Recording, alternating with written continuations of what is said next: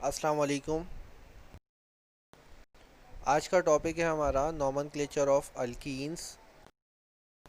जैसा कि आप जानते हैं कि कार्बन कार्बन की चेन में अगर कार्बन कार्बन के दरमियान डबल बॉन्ड आ जाए तो हम उन्हें अल्कीन्स कहते हैं।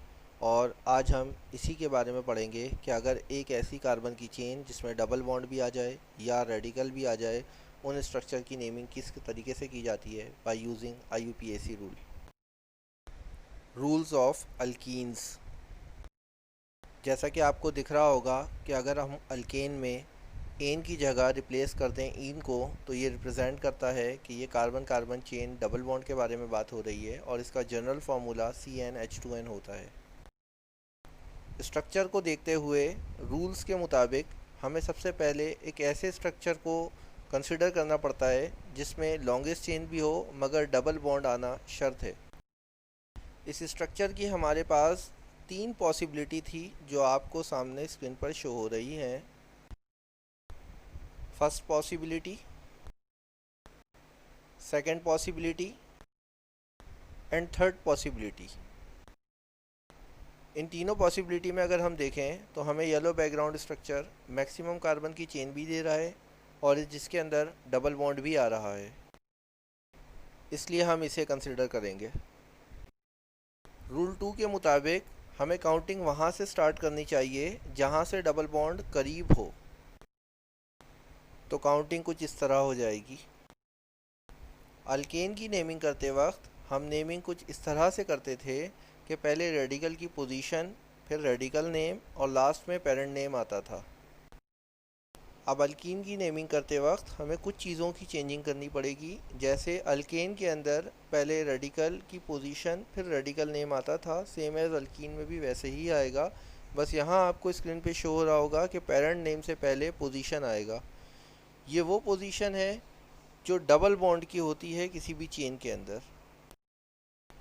जैसा कि आपको स्क्रीन पर स्ट्रक्चर शो हो रहा है, इस चेन के अंदर चेन से बाहर दो रेडिकल हैं और जिनकी पोजीशन 2 और 4 है।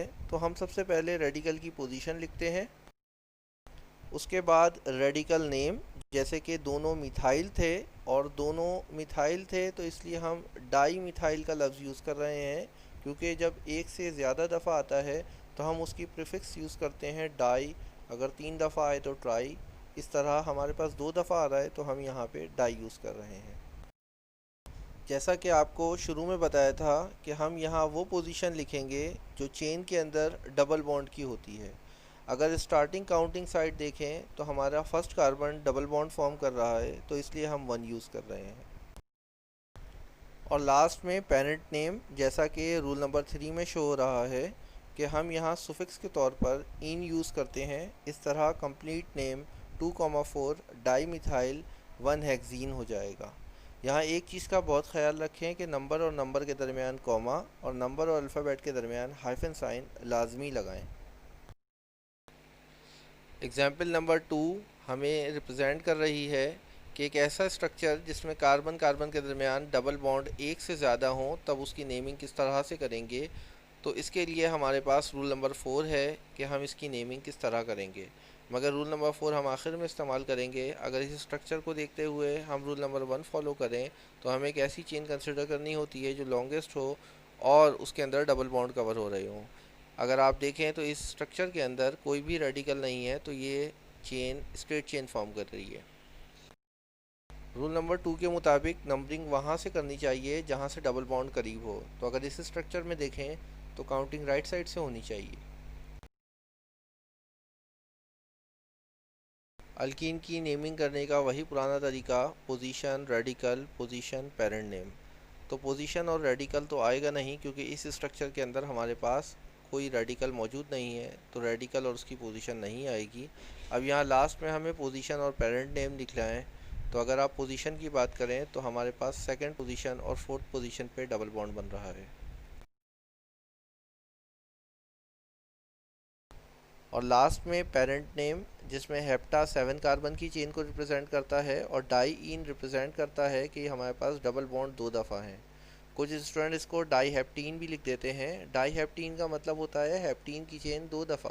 तो ऐसा नहीं है, हम इसे हेप्टाडाइईन कहेंगे, क्योंकि हेप्टा एक दफ़ा है 7 कार्बन की चेन, डाइईन रिप्रेजेंट कर रहा है कि आपके पास डबल बॉन्ड 2 दफ़ा है। ठीक है।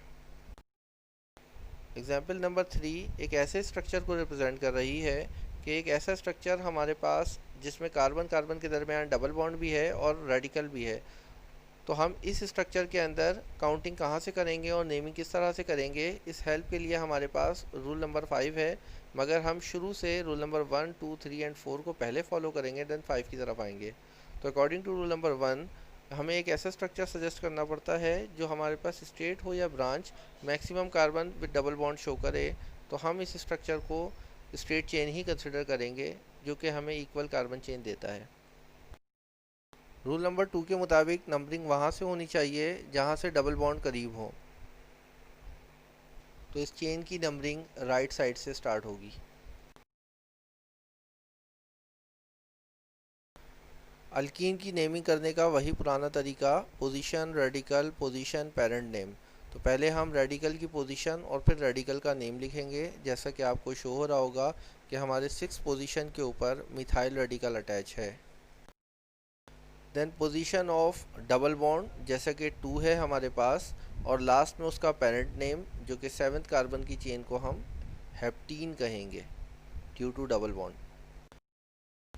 यहाँ रूल नंबर 5 हमें ये बताता है कि एक ऐसे कार्बन की चेन जिसमें डबल बॉन्ड भी हो और रेडिकल भी हो, तो हमें काउंटिंग वहाँ से स्टार्ट करनी चाहिए जहाँ से डबल बॉन्ड करीब हो। एग्जाम्पल नंबर 4 हमें एक ऐसे डबल बॉन्ड कार्बन की चेन को रिप्रेजेंट करता है जिसके अंदर एक से ज़ायद डबल बॉन्ड भी हैं और साथ में रेडिकल भी अटैच हैं, जिसकी हेल्प के लिए हमारे पास रूल नंबर 6 है जो ये बताता है कि अगर एक ऐसी चेन जिसके अंदर दोनों साइड से, लेफ़्ट साइड और राइट साइड से सेम पोजीशन के ऊपर अगर डबल बॉन्ड आ जाए, तो हम प्रियोरिटी फिर रेडिकल को देते हैं कि रेडिकल जहाँ से करीब हो हम काउंटिंग वहाँ से करेंगे। और अगर फिर भी रेडिकल एक से ज़्यादा चेन में निकल आएँ तो हम प्रियोरिटी उस रेडिकल को देते हैं जो कि छोटा हो। जैसे कि अगर मिथाइल और इथाइल रेडिकल चेन में है तो हम मिथाइल रेडिकल को प्रियोरिटी देंगे, ना कि ethyl radical. By using rule 1 हम यहाँ स्ट्रेट चेन कंसिडर कर रहे हैं। काउंटिंग हमेशा वहाँ से स्टार्ट होती है जहाँ से डबल बॉन्ड करीब हो, मगर एक ऐसी चेन जिसमें दोनों साइड से सेम पोजीशन पर डबल बॉन्ड आ जाए तो फिर प्रियोरिटी जैसा कि शुरू में बताया रेडिकल की तरफ चली जाती है, और यहाँ पे रेडिकल राइट साइड से करीब था इसलिए हम काउंटिंग राइट साइड से कर रहे हैं। देन नेमिंग, और इस नेमिंग में हमारे पास 3rd पोजीशन पर रेडिकल अटैच है तो हम यहाँ 3 मिथाइल लिखेंगे। डबल बॉन्ड यहाँ एक से ज़्यादा है तो हम यहाँ पे इसकी पोजीशन 2,5 कंसिडर करेंगे। और लास्ट में इसका पेरेंट नेम जो कि मैंने हेप्टाडाइईन लिखा है, हेप्टा 7 कार्बन की वजह से और डाइईन 2 दफ़ा डबल बॉन्ड आने की वजह से। उम्मीद है रूल्स ऑफ अल्कीन आपके समझ आ गई होगी। इस तरह आप किसी भी कार्बन कार्बन की ऐसी चेन जिसमें डबल बॉन्ड आ रहा हो आप उसकी नेमिंग ईजिली कर सकते हैं। कुछ एग्जाम्पल मैंने शेयर की हैं, आप उसकी प्रैक्टिस भी कर सकते हैं।